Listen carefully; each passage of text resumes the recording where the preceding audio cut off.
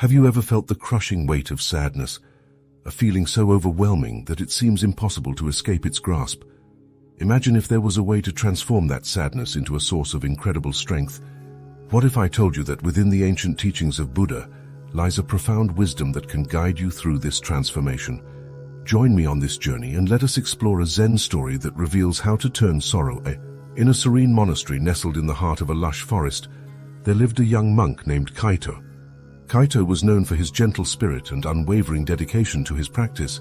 Despite his serene exterior, a deep sadness resided in his heart, a sadness that stemmed from the loss of his family to a devastating flood many years ago. Kaito often sat by the tranquil pond near the monastery, watching the koi fish swim in graceful patterns. Their fluid movements brought him a semblance of peace, yet his heart remained heavy. One evening, as the sun dipped below the horizon, casting a golden glow over the water, Kaito's tears began to flow. His silent sobs echoed through the forest, carrying his grief into the open air. The monastery's abbot, a wise and compassionate man named Master Ryokan, noticed Kaito's sorrow. Ryokan had seen many students come and go, each carrying their own burdens. He understood that true enlightenment came not from escaping one's pain, but from embracing and transforming it. One day, as Kaito sat by the pond, Master Ryokan approached and sat beside him. "Why do you weep, my son?" he asked gently. Kaito looked up, his eyes red and swollen. "Master, my heart is heavy with the loss of my family. I cannot find peace no matter how hard I try. The sadness consumes me." Ryokan nodded, his eyes filled with understanding. "Sadness is a natural part of the human experience," he said softly. "But it does not have to be a burden. Would you like to learn how to transform your sadness into strength?" Kaito nodded eagerly, desperate for relief. Master Ryokan reached into his robes and pulled out a smooth, round stone. He handed it to Kaito and said, "Hold this stone in your hand and squeeze it tightly." Kaito did as he was instructed, clenching the stone in his fist until his hand began to ache. "Now," Ryokan continued, "imagine that this stone is your sadness. Feel its weight, its hardness. Notice how it feels in your hand." Kaito nodded, his grip tightening around the stone. "Sadness like this stone can feel heavy and unyielding," Ryokan said. "But what happens if you throw the stone into the pond?" Kaito looked at the serene pond, its surface reflecting the sky. He stood up, walked to the edge, and threw the stone into the water. It sank with a soft splash, creating ripples that spread outwards. Ryokan joined him at the water's edge. "See how the water accepts the stone without resistance?" he asked. "The pond transforms the stone's impact into gentle ripples. It does not cling to the stone, but lets it sink to the bottom, becoming part of the whole." Kaito watched the ripples gradually fade away, the pond returning to its tranquil state. He began to understand what Ryokan was trying to teach him. "Just like the pond," Ryokan continued, "you can accept your sadness without resistance. Allow it to be part of your experience without letting it consume you. By embracing your sadness, you give yourself the opportunity to transform it into something meaningful." Kaito pondered these words, feeling a small glimmer of hope. "But how do I embrace my sadness, Master?" he asked. Ryokan smiled warmly. "Begin by acknowledging it. Sit with your sadness, feel it fully, and let it flow through you. Do not push it away or try to ignore it. Meditate on it, breathe into it, and see what it teaches you about yourself and the world." Over the following weeks, Kaito followed Ryokan's advice. He spent hours in meditation, allowing his sadness to surface without judgment. As he sat by the pond, he began to notice the subtle beauty in his grief, the way it connected him to his lost family, the depth of his love for them, and the compassion it awakened within him for others who suffered. One evening, as he meditated, a thought came to him. His family's lives, though cut short, had been filled with moments of joy, love, and connection. Their memory did not have to be a source of pain alone. It could also be a source of strength. Kaito decided to dedicate his practice to his family's memory.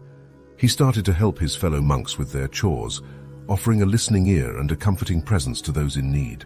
His compassion and kindness became a beacon of light within the monastery, inspiring others to face their own sorrows with courage and grace. Months passed, and Kaito's transformation was evident to all. The once sorrowful monk now radiated a serene strength. He had embraced his sadness and allowed it to become a source of compassion and resilience. One day, as he meditated by the pond, a lotus flower bloomed on the water's surface. Its delicate petals opened to the sun, revealing a stunning beauty that seemed almost miraculous. Master Ryokan approached and stood beside him. "The lotus is a symbol of purity and enlightenment," Ryokan said. "It grows in muddy waters, yet it rises above them untouched by the mud. Your journey, Kaito, is much like the lotus. You have risen above your sorrow, transforming it into a strength that benefits all who know you." Kaito gazed at the lotus, feeling a deep sense of peace. "Thank you, Master," he said quietly. "Your wisdom has guided me through my darkest times." Ryokan placed a hand on Kaito's shoulder. "Remember, my son, that sadness and joy are both part of the human experience. Embrace them both, and you will find a strength that is unshakable. Your journey is just beginning, and the teachings of the Buddha will continue to guide you." Kaito continued to deepen his practice, always mindful of the lessons he had learned.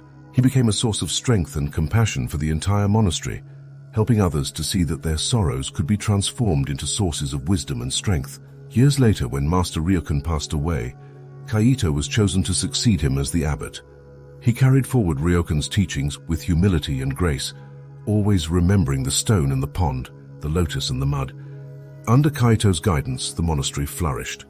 It became a sanctuary for those seeking solace and enlightenment, a place where the timeless teachings of the Buddha were brought to life through the lived experiences of its inhabitants. As the new abbot, Kaito often shared his story with the monks and visitors who came to the monastery. He spoke of his sorrow, his journey, and the profound transformation he had undergone. His story became a beacon of hope for many, showing them that even the deepest sadness could be a path to inner strength. One evening, as the sun set over the forest, Kaito gathered the monks for a teaching. They sat in a circle around him, their faces illuminated by the soft glow of lanterns. Kaito began his lesson with a question. "Have you ever felt the crushing weight of sadness, a feeling so overwhelming that it seems impossible to escape its grasp?" The monks nodded, their eyes filled with curiosity and empathy. "Within the ancient teachings of Buddha lies a profound wisdom that can guide you through this transformation," Kaito continued. "I once carried a great sorrow in my heart, a sorrow that seemed insurmountable. But through the guidance of my master and the practice of mindfulness and compassion, I learned to embrace my sadness and transform it into a source of incredible strength." Kaito's voice was steady and calm, his presence a testament to the power of his journey. "Each of you has the capacity to transform your sorrow," he said. "Do not fear your sadness.